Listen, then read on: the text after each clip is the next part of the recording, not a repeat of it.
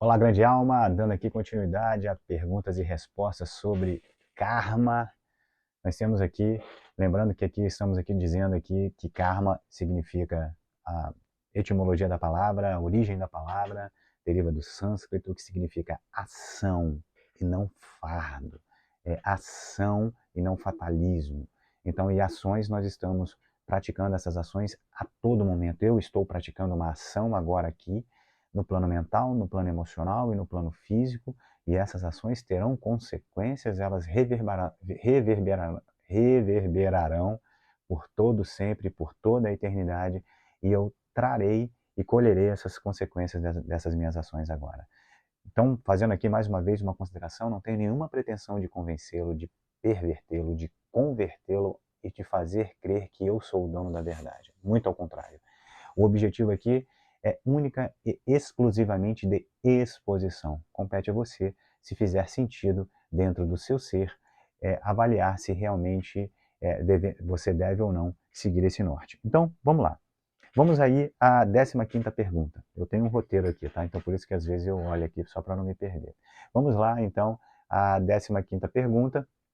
A 15ª pergunta é assim: ok, então se a gente entende que as prisões que nós estamos vivendo agora, prisões que nós estamos vivendo agora, são decorrências do karma, ou seja, e foram feitas por nós mesmos, pelas minhas ações, mas como que eu sou guiado a nascer numa determinada família e num determinado país, né? De determinada forma? Como que você é guiada a ter nascido onde nasceu?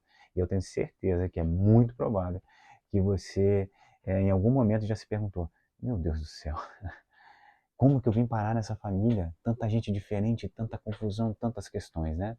Então vamos lá.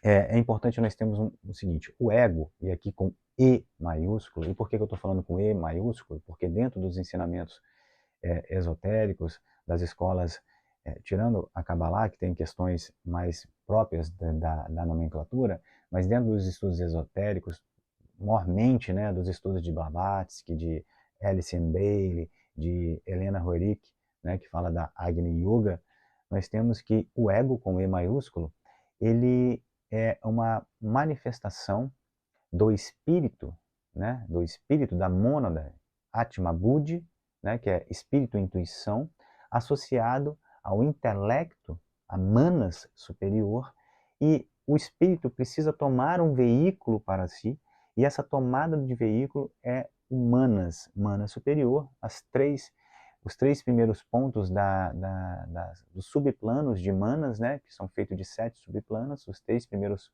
planos superiores, que é manas superior, que aí nós identificamos como a alma, como o corpo causal na nomenclatura de Blavatsky. Então, o corpo causal ele se localiza em mana superior e ele é a alma, a nossa individualidade, ela existe dentro do todo Atma Buddhi Manas, porém o espírito, que é considerado Atma Buddhi, toma para si um veículo chamado corpo causal, que se localiza esse veículo junto a Manas superior, e é ali que fica o repositório onde o átomo permanente da personalidade do pequeno ego, ou seja, do pequeno eu, ego aqui com E minúsculo, então a personalidade reencarnada, que é essa personalidade Alberto, no caso, nunca mais existirá novamente, ainda que tenha identidade de nome, porque a partir do momento que houver o descenso da carne, então o desencarne, né,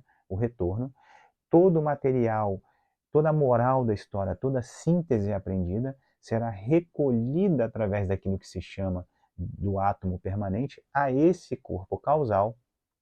Então, esse corpo causal, quando chegar no momento novamente de reencarnar, os senhores do karma, chamados lipikas, né, na nomenclatura oriental, indiana, os lipikas, ao começarem a colocar as ações que serão tomadas e necessárias para aquele novo naquele novo reencarne, né? Naquele novo reencarne, na nova descida da carne, os senhores do karma ajustarão o duplo etérico com todas as consequências. Então, isso quero dizer, disse isso tudo não só para fazer essa apresentação, essa explicação a respeito do plano de Blavatsky, né, da teosofia também, mas também para dizer que o nosso ego, né, o nosso corpo causal, a gente não tem como resgatar numa única existência todas as consequências de nossas ações. Né? Não daríamos conta, são muitas as coisas que precisam ser trabalhadas em vários tipos de dimensões, várias atividades, várias competências e habilidades que precisam ser desenvolvidas. Então, mesmo que tenhamos capacidades outras, capacidades que sentimos latentes, nós somos colocados, então, o ego, a partir do momento em que há a necessidade de reencarne para novo aprendizado, os senhores do karma passam a interagir, fazem ali as implicações, ou vamos dizer assim, as programações do duplo etérico, para que a gente reencarne numa família, numa raça determinada, num país determinado e num ambiente determinado. Então, o meu e o seu local de nascimento não se dá por acaso. E nós acontecemos esse reencarne, essa nova descida da carne, justamente pelas afinidades, pelas afinidades, não afinidades só de sintonias boas, mas também de desafinidades, desinteligências que causamos em decorrência de nossas ações passadas. Então, eu e você fomos colocados, digamos assim, nessas situações por ligações do nosso ego, porque as personalidades anteriores já não existem mais, o que existe unicamente é o corpo causal, nosso ego com E maiúsculo. Então, por ligações do nosso ego, com esses seres que nos rodeiam atualmente, né, nós somos colocados nessas situações. Então, um país é escolhido, digamos assim, porque ele tem as condições propícias para que sejam desenvolvidas nossas capacidades. Uma raça, ela é escolhida, né, para que as nossas características se assemelhem-se às nossas faculdades, às nossas necessidades. Uma família encontrada com base na herança física, consciente, né, para que a gente possa também desenvolver aquilo. Enfim, tudo isso é escolhido a fim de que a gente possa exercitar o meu karma para esta vida. Então, a consciência do nascimento, né, ou seja, a ocorrência do nascimento não se dá meramente por acaso. Então, às vezes o meu ego, o seu ego, pode ter obtido algumas faculdades mentais no passado e a gente recebe algumas atividades distoantes, né? E como é que isso vai se dar? Assim, como é que isso você pode sentir isso na prática? Pode ser que você tenha assim, putz, olha lá, pô, tem um tolo naquela situação e eu tenho, sabe, uma capacidade muito maior, mas é um tolo que está ocupando aquela posição, né? E aí as minhas e a sua situação de vida atual, você passa percebendo digamos assim, essa capacidade latente interna em você, e ao olhar que outra pessoa está ocupando um lugar que você teria mais capacidade do que ela, você acaba vivendo nas suas situações atuais, né, irá realizar suas atividades que foram atraídas e colocadas por você em decorrência da lei da ação, da lei do karma, irá executar elas de uma forma desagradável e de má vontade e lamentará as situações não vividas por você nessa existência. O que isso acontece? Geração de novas ações. Então é importante quando você tem um discernimento em que é provável, é possível que você esteja vivendo situações que mesmo que você perceba que você possui uma capacidade muito maior do que essa, as situações que eu e você estamos vivendo são as situações necessárias nesse atual momento para o nosso desenvolvimento. São essas o aprendizado e as habilidades que precisamos desenvolver de superação, no sentido de que viver de bom grado, veja, de bom grado, com aceitação às circunstâncias atuais, sabendo de que essas circunstâncias atuais não são ao acaso, mas são derivadas de nossas ações e que essas ações precisam ser superadas. Isso não significa que a aceitação de toda e qualquer situação não é sinônimo de passividade e de inércia. Veja, se eu estou com a cara na lama, eu posso aceitar a minha queda na lama. Isso não significa que eu esteja imóvel à minha vontade de me retirar da lama, de me lavar e de aprender com aquele erro. É isso que a lei da ação, a lei do karma nos permite, não uma entrega ao fatalismo. O fatalismo seria, eu já estou com a cara na lama, fui posto de cara na lama, ali mesmo ficarei porque não há nada a fazer. Então entenda, aceitar uma situação, seja ela qual for, não significa passividade e inércia, mas muito pelo contrário, A partir do momento em que você aceita a situação em decorrência do seu discernimento espiritual, da sua profundidade espiritual, que isso decorre de ações causadas por você, por mim e por você mesmo, a partir de então você tem a potência de gerar novas ações e realizar as suas tarefas de bom grado, mesmo que eventualmente você peça a sua ajuda e tem ajuda de outras pessoas, porque não precisamos fazer nada sozinho. Você não precisa fazer nada sozinho. Você não precisa salvar o mundo.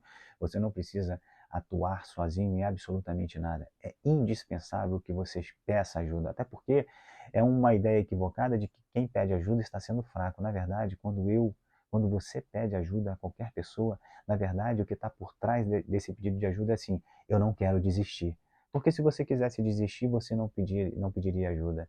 Então, toda que a pessoa que pede ajuda é sinônimo de força, que ela quer continuar para frente e continuar superando. Então, quando um ego, ou seja, quando um ser, quando uma alma, né, deseja auxiliar de forma mais ampla dentro do espectro da evolução, é natural que você vai se ver sobrecarregado com as questões da família. É natural, porque são tantas relações que você tem e o ego existiu em outras existências que você se vê na sua família com tantas demandas. Então, é importante que você tenha esse discernimento de aceitar de bom grado, porém, dentro de uma linha ativa e de discernimento, passar a atuar ali em diante. Isso não significa aceitar tudo, isso não significa passar pano para erro, isso não significa nada disso. O discernimento espiritual, ele traz também uma sabedoria baseada no amor, e o amor ele não é passivo, indolente, ele condescendente. Ele é o amor, dentre muitos atributos do amor, ele também é educativo. Então, aquele que conhece realmente a lei do karma vai viver as situações atuais, digamos assim, como reações de nossas vidas passadas e pacientemente os aceitará e trabalhará no seu processo evolutivo, sabendo de que a partir do momento em que essas consequências, digamos assim, esses débitos forem sanados, equilibrados com as novas ações, eles se desprenderão de nós e novas ações, novos projetos, novas perspectivas vindouras nos serão dadas nas próximas existências. Então, grande alma, o Deus que há em mim, saúde o Deus que há em você e até a próxima questão. Tchau, tchau.